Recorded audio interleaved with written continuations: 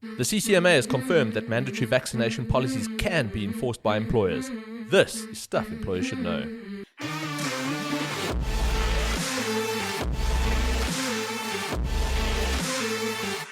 Welcome to Stuff Employers Should Know, the podcast navigating the legal complexities of South African employment and labour laws. Proudly brought to you by LabourNet, management's ultimate HR solution. Welcome to the podcast. I'm Barry Gordon-Davis, and there's my MVP, and I don't mean my mandatory vaccine policy, but my most valuable producer, Yasser Ismail. How you doing, Yas? Hey Barry, and welcome back. Yeah, I'm back in the studio. I really missed you, yes? Yeah, man, it was awkwardly quiet here. I think we had a little cricket noise playing in the background when I was recording alone. That's it. I think what happened to me was a bit of karma because I was laughing too hard at all those memes equating not getting COVID-19 by the time you get to the year 2022 as effectively being one of the last few survivors in like a zombie apocalypse or something. Well, at least you got to record from that very fancy-looking cupboard of yours. Yeah. So, yes. Well, it was my turn to get the Rona. And it was no sweat because I luckily am fully vaccinated. I did not have the symptoms, but I did get that mail. And because of track and trace, which worked actually extremely well, due to my line of work, got the mail that said that you might be exposed. I went and, wanted to ensure the safety of everybody. So I went and got the test. Turned out it was positive. So there I was sitting in my cupboard for a week. Thanks so much for being responsible. We really do appreciate it.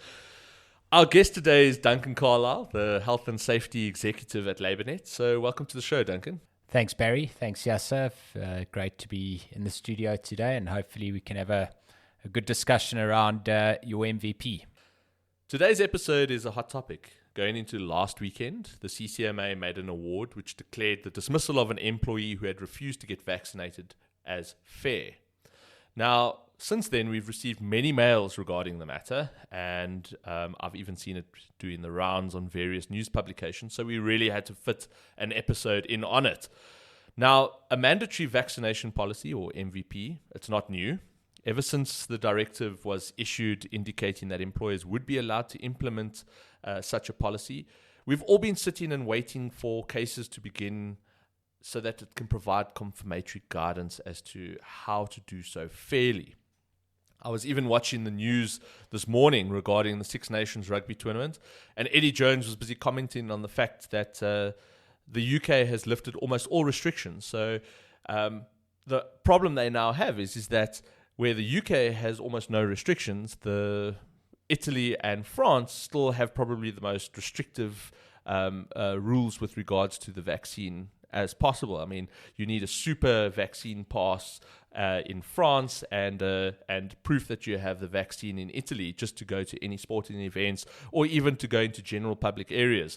So, the question was posed to him, how does he select his team? And he was saying, well, he's not a medical practitioner. He doesn't select his team based on whether they've been vaccinated or not. But where he has players that are not vaccinated and he then has to travel to Italy or France, because of the regulations, he's unfortunately not going to be able to take them with, and he's going to have to replace those players. Now, I feel that business is going to be doing a very similar approach. We've seen large corporates beginning to implement the policies, and now the CCMA has also confirmed receiving many cases for staff who have actually now been dismissed. We get this ruling that came out, and I believe that now we have some sort of clarity, it's going to open the floodgates for others. It has to be emphasized that this ruling, where it is guidance, is not a court authority, and it's obviously not solidified as precedent. But it does help us understand whether what we are doing or how we interpret the directive is correct or not, and gives us a bit of an indication as to where the courts are most likely going to go with these things. So Duncan, firstly, we were busy talking off air, and you were saying that things have really, really changed since that directive was issued by the Department of Employment and Labour all the way back in June 2021. Yes, Barry. So there have been a number of changes since then. Obviously, there's a lot more science, and we know a lot more about the vaccine since that OHS directive was published.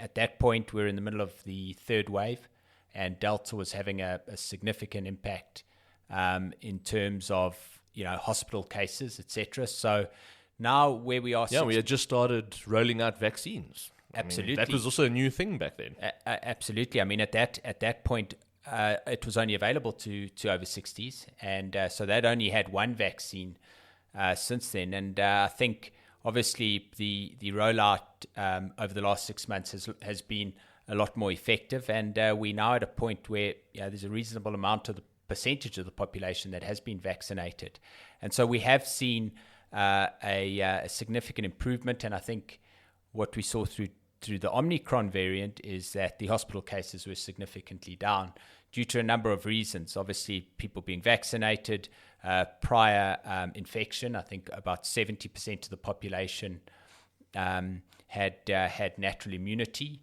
And then obviously there have been reports about Omicron just being a lot less severe in terms of the virus. Okay, so then on the application of a mandatory vaccine policy, the ruling spoke specifically as to what procedures should be adopted by an employer to then, actually apply a policy, i.e. we have the policy in place, but now we have an employee that then refuses to get vaccinated. How do we then apply the policy? So the process the company went through was one of incapacity. Yes, so it would be the normal incapacity process where, and what it obviously makes emphasis about is the fact that they then followed fair procedure that was related to that incapacity, i.e. giving them an opportunity to state their case at inquiry and the like. The employer then obviously determining the capacity, whether it's permanent, temporary, and then having a look at ability to then accommodate such an incapacity. So I think the takeaway of this ruling is definitely the comments made by the Commissioner relating to the duty of the employer in regards to occupational health and safety. Absolutely. I mean, the Commissioner found that the employee's refusal to be vaccinated had a negative impact on the company's ability to create a safe working environment.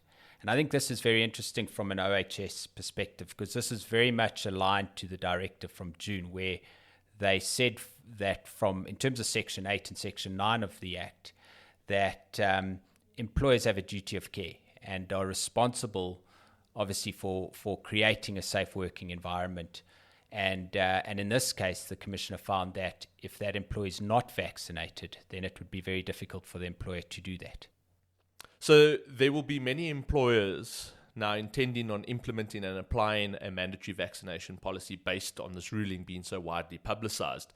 What is your advice for employers that are now considering to do so? So the implementation of a mandatory vaccination policy is not a simple one. And our advice is obviously to follow the guidelines of the directive that was published in June last year. And if those guidelines are followed, your risk assessment is conducted. Base your decisions on the outcome of your risk assessment, but ensure that your risk assessment is comprehensive and that takes into account all the considerations within your workplace. Yeah, it definitely shows that a well-rounded approach is taken and not one that's just spur of the moment. I would like to do it. I saw that you can, so now I'm going to do it. It's a lengthy process just to implement, and then obviously we get the takeaways that this ruling identifies that is the correct way to do so, and that they will then accept it if you do so correctly and with a well-rounded approach. Exactly, Barry. And as per that ruling, I mean, what you need to factor or take into account is that process took over 3 months. Yes. And that's really, I think, one of the key takeaways from it. Wasn't here's a policy, you got a couple of weeks to go and get vaccinated. This was a lengthy process where the you can see that the Commissioner placed a lot of emphasis on what went into it, simply just to implement the policy, and then obviously the application thereof once it had been implemented.